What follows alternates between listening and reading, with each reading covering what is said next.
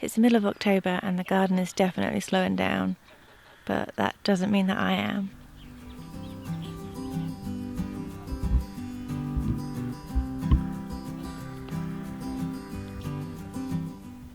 I think, as often happens, everything kind of just descended into madness towards the end of the summer.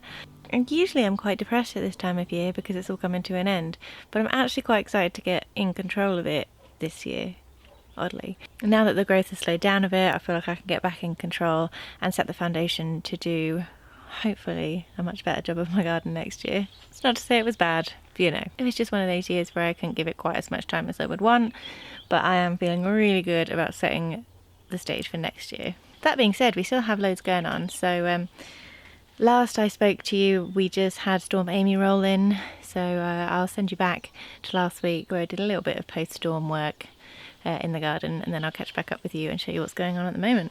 We're already a week into October, but the storm is gone, the sun is back out, so I'm out here mostly just tidying up. In a lull in the wind, I did come out and pot and plant out my onions. We sowed these together probably about a month ago now. These are just multi-sown overwintering onion seeds. I did 3 pots, all with about this number in them. 2 have gone out already, and then it started raining, so today I'm going to make sure I get these ones out, and then we've got a good number of onions in the ground.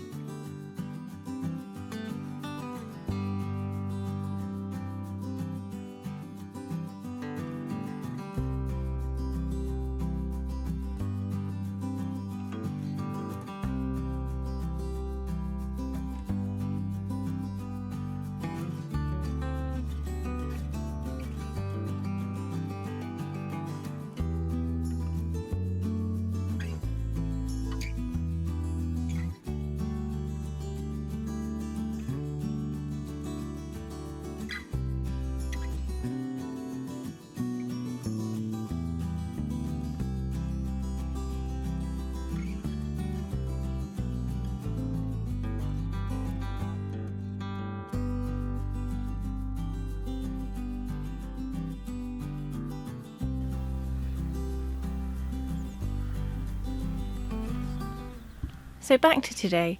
Things in the tunnel are still going quite well. We're still getting tomatoes coming in, still getting peppers coming in. The melons and the cucumbers and things like that are coming to an end.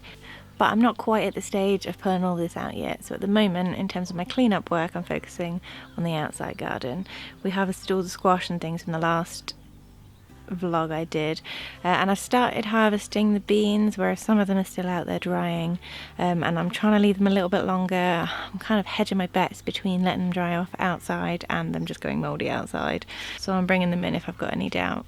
But some of the pods are starting to go mouldy, so see how we get on with that. This is my first year making any sort of major effort to save drying beans, and so I need to give the varieties a taste before I decide how we go next year. Then I can use, you know, how easy they were to grow and what they taste like to decide what I like and what I don't for next year. But I have grown enough that I can save the seeds, so hopefully we can get a few more trellises up. I'll show you around what's still going on in here, and then we'll go outside and look at the progress. We have suffered with a lot more blossom end rot this year on the tomatoes. Never really had this in previous years, not to this extent. I think it's where it was so dry earlier in the season, and I perhaps didn't water as well as I should have, but that's a point noted. I don't normally water in here in the tunnel. I say normally, I've had this tunnel for 2 growing seasons, so generally speaking I don't do lots of watering in here because it's so wet, the ground is so wet. So usually it's only for the first few weeks when I plant new seedlings in here, just to get them going. Obviously this year, where it was so dry, this is showing the results of inconsistent watering. So noted. Thankfully the birds aren't too fussy with a bit of mould on their tomatoes, so I'm going to go chuck this to them. They say I'm not quite at tear everything out of this tunnel time yet. We are still bringing in tomatoes, less than we were definitely, and we're losing more to sort of moulding and things like that. Haven't suffered with blight this year, which has been lovely, but it is just getting a bit late in the season. It's getting cold overnight, and obviously there's just a lot less light now, so they're ripening a lot slower. So I'm bringing them in really early. I don't want to leave them out here now longer than I need to. As soon as they start to blush, I'm bringing them in and ripening them inside. But I think we're coming towards the end.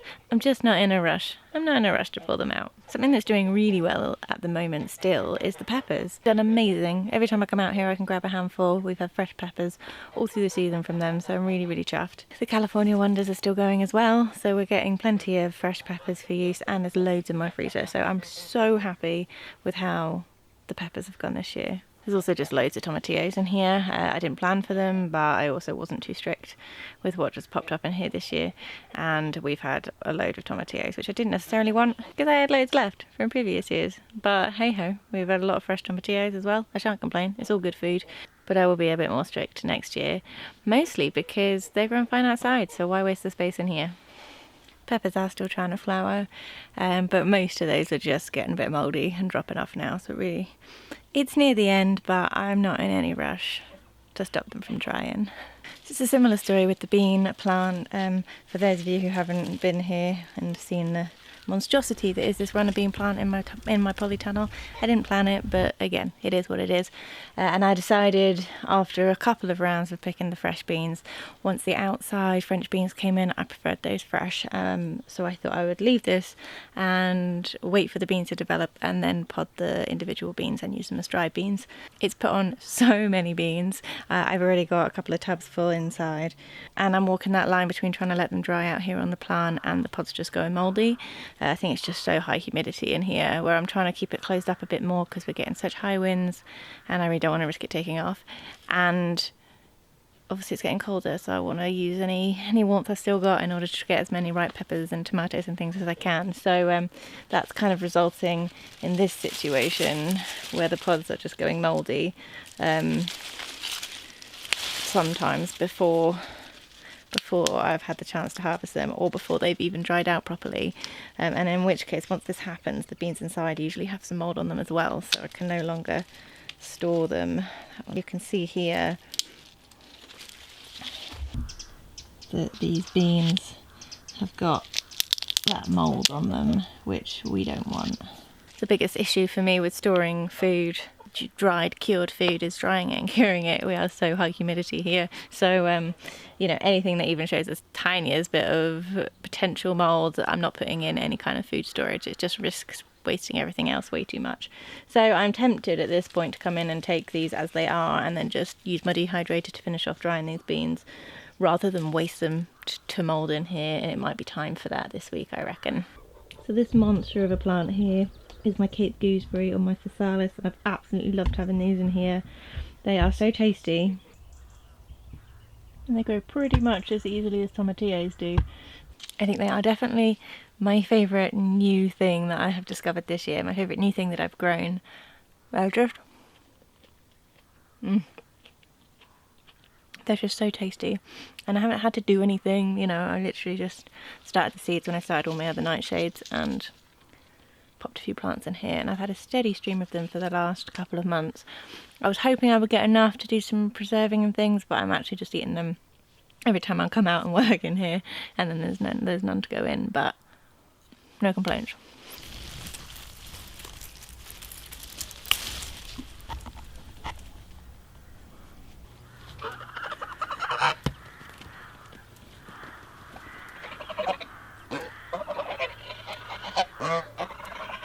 Goes around it. Most of my time at the moment is spent out here trying to get control of this outside space. It was all been a bit wild over most of the summer. I just grew an awful lot of squash, which took up loads of space, so it's been nice to get those harvested and to get them out. And otherwise, again, I'm not in a rush to whip anything out, but it's the natural end for a lot of things. So I'm trying to clear up the space, put a bit of thought into what I want this space to look like next year.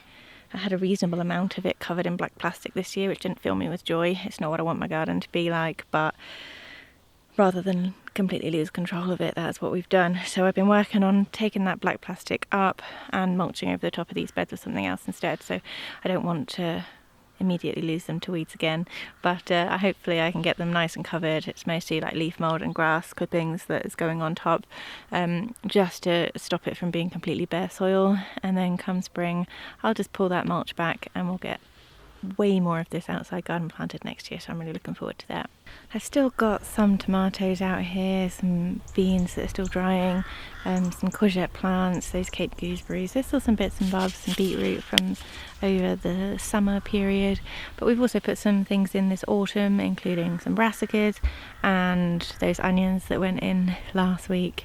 We've also got some carrots and a new set of snap peas that hopefully we'll get some of this autumn before it gets too cold for them. So still things to be growing. We have a long season. It doesn't get particularly cold here, but obviously it does get, we lose the light, we lose the daytime hours, so everything is slowing down quite a lot, but that's given me the chance to get a handle on things a little bit and make some plans. So I've got lots of things to think about for next year and how I want to manage the space, but I guess I will put my thoughts on that into a different video so I can ask for your help on how to solve some of the problems that I know I have here. So I'll save that for the next one. And otherwise, I'm going to grab me some beetroot and some spinach for my dinner tonight.